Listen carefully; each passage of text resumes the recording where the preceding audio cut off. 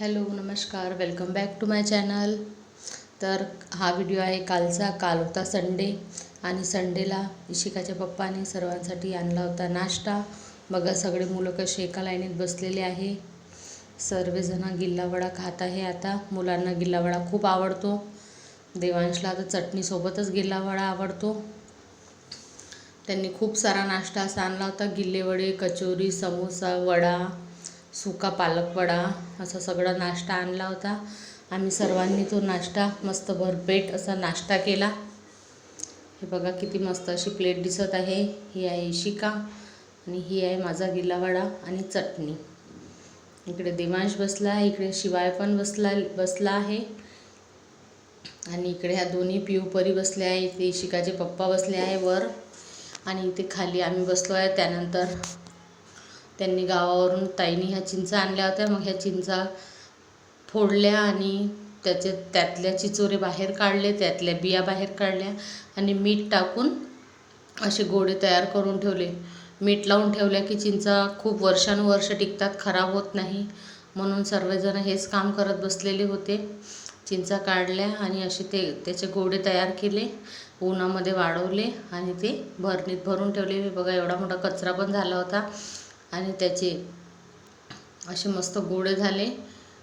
बसल्या बसल्या आम्ही खूप साऱ्या चिंचा पण खाल्ल्या सोबतच. हे बघा असे मीठ लावून गोळे तयार केले. चिचोरे पण खूप सारे निघाले होते. त्यानंतर इशिकाच्या पप्पाला चिंचेची चटणी खायची होती. मग मी ती चटणी केली. खलबत्त्यामध्ये चिंच, मीठ, तिखट आणि थोडीशी साखर हे सगळं टाकून घेतलं आणि खलबत्त्याला हे बघा असं सगळे पदार्थ एकजीव केले आणि खूप काढलं. ते किती काही काढलं पण ते काही बारीक होत नव्हतं. खूप मी कांडू खूप थकली पण ते काही मला जमलं नाही. बघा मी खूप ट्राय केलं पण ते काही जमलं नाही. शेवटी मी मिक्सरच्या पॉटमध्ये ते सगळं टाकलं आणि त्याची चटणी करून घेतली. आता आम्ही जेवणार आहे. हे आहे इकडे पापडकूट. त्यांनी गावावरून पापडकूट आणला होता, तो केला आहे आज. जास्त भुका नव्हत्या म्हणून. हे बघा हे आहे चिंचेची चटणी. खूप मस्त अशी टेस्टी यम्मी चटणी झालेली होती. त्यानंतर सर्वजण जेवायला बसले. मुलं तर फक्त पापडकूट खात होते. ही आहे इशिका, परी. सर्वांनी पापडकूट खाल्ला आणि हे चालू आहे आमच्या घरी जेठालाल टप्पू सेना. टप्पू चटणी, भेंडी, पापडकूट, कैरीची चटणी, समोसा, वडा, पोळी आणि last but not the least Gullu. असं आहे माझं संडे स्पेशल मेनू. चांगला झाला का पापडकूट? हो चांगला झाला का पापडकूट? तर हा व्हिडिओ आहे आजचा मंडे.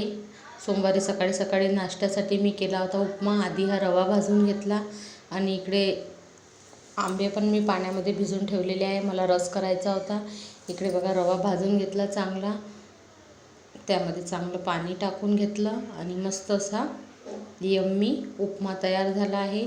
सकाळी उपम्याचा नाश्ता केला आम्ही सर्वांनी.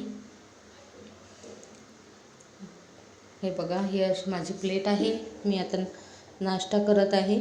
सर्व मुलांना पण नाश्ता दिला आणि नाश्ता दिल्याच्या नंतर सर्व थोडा वेळ बसली, गप्पा गोष्टी केल्या आणि परत स्वयंपाकाच्या तयारीला लागलं.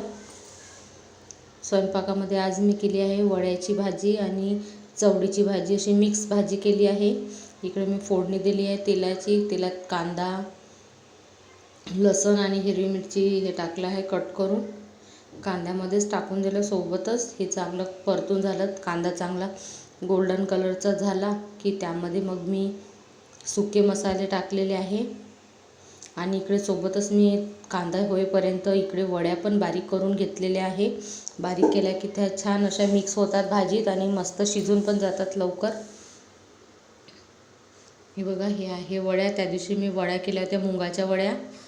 आता ही धने पावडर, हळद, लाल तिखट असं चांगलं त्या कांदा पण झालेला आहे गोल्डन कलरचा, त्यामध्ये सुके मसाले टाकून दिलेले आहे आणि हे मसाले चांगले भाजून झाले की सोबतच यामध्ये वड्या पण टाकून द्यायच्या आणि ते पण चांगले यामध्ये भाजून घ्यायचं. चांगल्या वड्या भाजून झाल्यावर त्यामध्ये पाणी टाकायचं थोडंसं, वड्या शिजण्यासाठी थोडंसं अर्धा ग्लास मी पाणी टाकलेलं आहे. बघा पाणी चांगलं, मग त्या चांगल्या भाजून घ्यायचं, त्याला तेल सुटून जातं आणि त्या थोड्याशा शिजत आल्या की मग त्यामध्ये आपली चवळीची भाजी टाकली आहे मी. आणि हे चांगलं भाजी टाकून 10-15 मिनटं एक वाफ काढली चांगली का चवीपुरतं मीठ टाकून मस्त झाकण ठेवून चांगलं शिजून घ्यायचं. इकडे अशी तयार आहे माझी चवळीची भाजी. आणि त्यानंतर मी रस पण करून घेतला आणि शेवड्या पण उकळल्या. असं आहे आजचं ताट. कसं वाटलं तुम्हाला आमचा आजचा व्हिडिओ? प्लीज लाईक करा आणि सबस्क्राईब करा.